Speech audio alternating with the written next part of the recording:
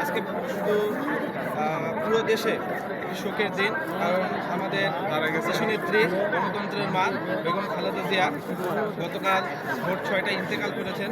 ইন্না লিল্লাহি ওয়া ইন্না ইলাইহি রাজিউন। আমি বেগম আমার বয়সের থেকে যখন অনেক ছোট ছিলাম তখন বেগম খালেদা জিয়া এই দেশের প্রধানমন্ত্রী ছিল। সুতরাং স্বভাবতই তার শাসন আমল দেখার সুযোগ আমার হয়নি, কিন্তু তার পরবর্তীতে তার যে আন্দোলন, তার যে সংগ্রাম, এসব কিছু আমার দেখার সুযোগ হয়েছে। আমার জীবদ্দশায় একটা ইচ্ছে ছিল যে আমি বেগম খালেদা জিয়ার সাথে একবার হলেও দেখা করব।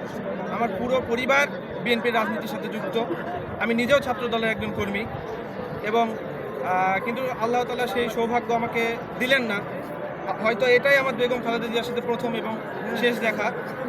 আমি একটা কথা বলতে চাই যে বেগম খালেদা জিয়া আমাদের জন্য যে আদর্শ রেখে গেছেন সেটা আমাদের অবশ্যই বাস্তবায়ন করতে হবে। এবং বেগম খালেদা জিয়া আমি এই পর্যন্ত কোনোদিনও দেখিনি যে তিনি কোনো প্রতিহিংসামূলক বক্তব্য দিয়েছেন, কোনো প্রতিহিংসামূলক কথা বলেছেন। এবং ইভেন দ্যাট 5ই আগস্টের পরে যখন বেগম খালেদা জিয়া জেল থেকে মুক্ত হলেন, উনি হাসপাতালে বসে যে বক্তৃতাটা দিলেন, সত্যি একটা অভাবনীয় বক্তৃতা, যেখানে কোনো প্রতিহিংসামূলক বক্তৃতা নেই, যেখানে কোনো প্রকার কোনো প্রতিহিংসা নেই, কোনো প্রতিশোধ নেই, শুধুমাত্র দেশ এবং দেশের মানুষের কথা। এবং তিনি এটাও বলেছিলেন যে 5ই আগস্টে যেন জনগণ যেন উত্তেজিত হয়, যেন দেশের কোনো সম্পদের কোনো ক্ষতি না করে। সুতরাং একটা মানুষ দেশকে কতটা ভালোবাসলে এইরকম বক্তৃতা দেওয়া সম্ভব তা আমার সত্যিই জানা নেই। এবং বেগম খালেদা জিয়াকে যখন দেশ থেকে বের করে দেওয়া হয়েছে, যখন তার বাসা থেকে বের করে দেওয়া হয়েছিল, এবং তার ছেলে আরাফাত রহমান কোকোর লাশ যখন তার সামনে ছিল, ঠিক সেই সময়ও বেগম খালেদা জিয়া কিন্তু একটি বারের জন্য আপোষ করেননি।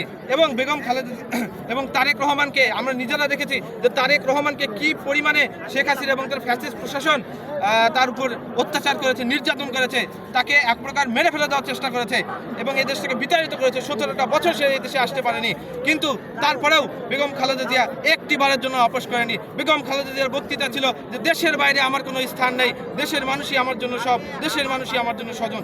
এই মহিলাকে আল্লাহ তাআলা কি এক শক্তি দিয়ে তৈরি করেছে যে এত অত্যাচার নির্যাতন সহ্য করার পরও তিনি দেশকে ছেড়ে যাননি।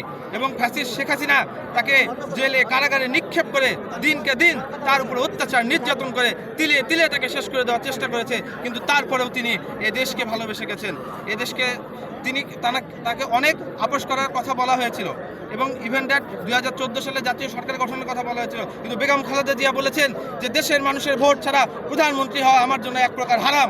সুতরাং এর থেকে আমরা বুঝতে পারি যে বেগম খালেদা জিয়া কতটা মহান ছিলেন, বেগম খালেদা জিয়া কতটা ত্যাগী ছিলেন। বেগম খালেদা জিয়ার যে নীতি, যে আদর্শ, আমি বলতে চাই যে আগামী দিনে যারাই বাংলাদেশের রাজনীতিতে আসবে, যারাই বাংলাদেশের নেতৃত্ব দেবে, আমি আশা করব যে তারা বেগম খালেদা জিয়ার এই অটল মনোভাব, এই দৃঢ় মনোভাবকে সামনে রেখে তারা এগিয়ে যাবে। এবং আগামীতে আমাদের নেতা, আমাদের বিএনপির ভারপ্রাপ্ত চেয়ারম্যান দেশনায়ক তারেক রহমানের কাছে আমার একটাই প্রত্যাশা যে তিনি যেন আগামীতে আমাদের বাংলাদেশকে যেইভাবে খালেদা জিয়া তার দৃঢ় এবং বলিষ্ঠ নেতৃত্ব দিয়েছেন, আমরা আশা রাখি জনাব তারেক রহমান ঠিক একইভাবে বাংলাদেশকে এগিয়ে নিয়ে যাবে এবং তার হাত ধরে এগিয়ে যাবে বাংলাদেশ অনেক দূর।